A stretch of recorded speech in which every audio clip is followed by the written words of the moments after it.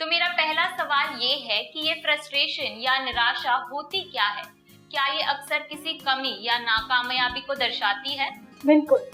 अगर मैं किसी भी काम को करना चाहती हूँ और मैं नहीं कर सकती तो उससे मुझे कोई खुशी तो नहीं मिलेगी जी। तो ये बिल्कुल काफी निराशाजनक सिचुएशन हो जाती है मेरे लिए, और मेरी सारी मानसिकता बस मुझे यही बताती है कि मैं इस काम को करने के लायक नहीं हूँ। इस कारण जब मैं अपने सारी उम्मीदों को देखूं कि उसके ऊपर पानी फिर रहा है, मैं कितना भी एफर्ट डालूं फिर भी मुझे उसका रिजल्ट नहीं मिल रहा, तो फिर ये बहुत ही आसानी सी बात है समझने के लिए। मुझे इस बात का एहसास हमेशा रहेगा कि मैं कितनी भी कोशिशें कर लूं, मुझे बिल्कुल भी आगे जाने का मौका नहीं मिल रहा। जो भी मैं अचीव करना चाहती हूँ उसका रिजल्ट मेरे फेवर में काम नहीं कर रहा। तो इस बात से फिर मुझे बहुत ज़्यादा निराशाजनक एहसास होती है। एंड सबसे बड़ी बात ये कि अगर मैं वरिष्ठ नागरिक की तरफ से सोचूं तो हमने ऑलरेडी लाइफ में बहुत सारी चीज़ों को नहीं पाते हुए देखा है, तो वो एक पहाड़ की तरह बन जाता है, जिसकी वजह से जब तक मैं अपने लेटर स्टेज पे पहुंचूं 60+ की उम्र के एज में जाऊं, वहां पहुंचते पहुंचते मुझे वो पहाड़ बहुत ज़्यादा ही परेशान करेगा। तो बार बार मेरा ध्यान सिर्फ इस तरफ होगा कि मैंने क्या नहीं अचीव किया है, ना कि ये देखने के लिए कि मैंने क्या क्या अचीव किया है। तो आम तौर पे वर्तमान दौर में वरिष्ठ नागरिकों में किस तरह की फ्रस्ट्रेशन या निराशाएं देखी जाती है?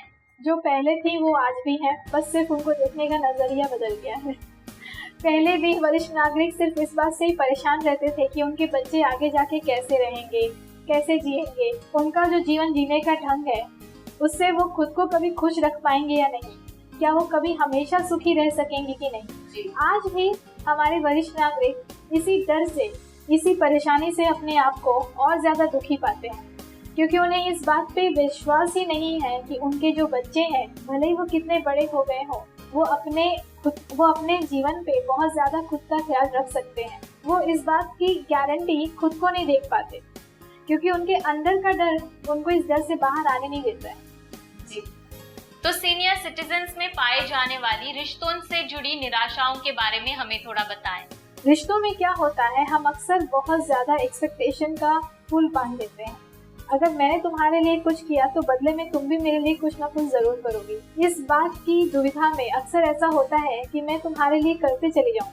मैं एक गिरते हुए बाल्टी की तरह हूँ जिसमें मैंने सिर्फ पानी देना सीखा है।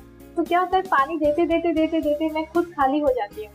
मतलब क्या हुआ, इमोशनली मैं अपने आप को एक बिल्कुल खाली पाती हूँ। अब ना मुझे खुशी का कुछ अंदाजा मिलता है कि किस बात से मुझे खुशी मिलेगी, मुझे पता ही नहीं है। मैं हमेशा सिर्फ दुख के भंवर में ही घुसती रहती हूँ, और मुझे हमेशा यही रियलाइज होता है कि अब मैं धीरे धीरे कमजोर हो रही हूँ, अकेले हो रही हूँ। लोग, मेरे आसपास के जो लोग हैं, उनके घरों में भी कितनी सारी परेशानियां चल रही हैं, वो कहीं ना कहीं मेरे घर में भी हो जाएगी। उस डर की वजह से मैंने जो नहीं भी एक्सपीरियंस करना चाहिए, मैं उस अपने आप को अपने दिमाग में ढालना शुरू कर देती हूँ। ये एक ऐसा निराशाजनक चैलेंज है जिससे हमारे सारे वरिष्ठ नागरिक झेल रहे हैं, और इस बात से खुद को वो हटाने के लिए सिर्फ डिस्ट्रैक्शन का सहारा लेते हैं, अपने शारीरिक हेल्थ का ख्याल नहीं करते।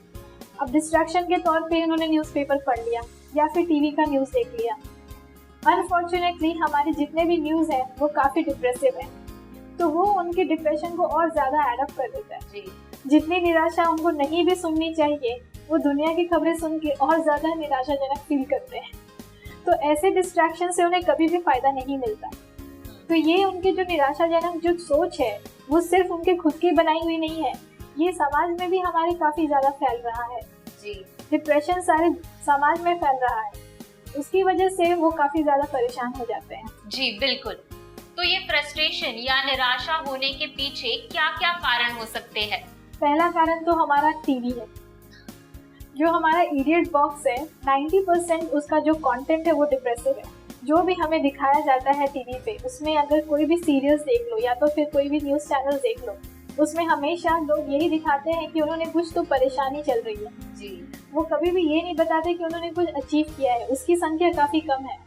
ऐसे चैनल्स या ऐसी कंटेंट या ऐसी मूवीज़ भी नहीं बन रही जहाँ ये बताया जाए कि हाँ, लाइफ को जीने का तरीका ये भी हो सकता है कि वो खुशी खुशी जी रहे। तो ये सबसे बड़ा प्रॉब्लम है। दूसरी बात ये तो हो गया पहला। दूसरा कारण ये है कि क्योंकि मैं अपने आप से खुश नहीं हूँ तो मैं अपने घर वालों से भी खुश नहीं हूँ। और मैं अपने आप से इसलिए खुश नहीं हूँ क्योंकि मुझे लगता है कि मेरी लाइफ में ज़्यादा कुछ अचीव किया नहीं, और अगर मैंने अचीव किया होता तो मेरे बच्चे मुझसे काफ़ी ज़्यादा आगे होते। हम एक बहुत ही सपने या फिर बुने हुए सपनों के बीच में जीते हैं, जहाँ मुझे ये लगता है कि क्योंकि मैंने थोड़ा भी एफर्ट डाला है, मेरे बच्चे तो बहुत हीरो निकलेंगे। इतना असर मेरे दिमाग पे उस बात का हो जाता है कि मेरे बच्चों ने जितना भी प्रोग्रेस किया हो मैं उसको नोटिस नहीं कर सकती।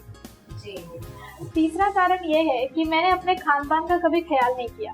उसकी वजह से हमारे शरीर में ऐसे एंजाइम्स होते हैं जो हमें डिप्रेसिव, लेजी और बीमार फील करवाते हैं।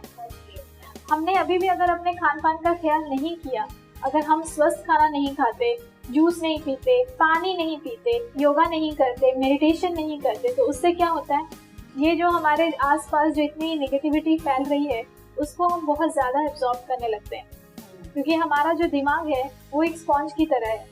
अब ये मेरा चॉइस है, मैं उसमें गार्बेज एब्जॉर्ब करूँ या गिफ्ट्स एब्जॉर्ब करूँ। बिल्कुल।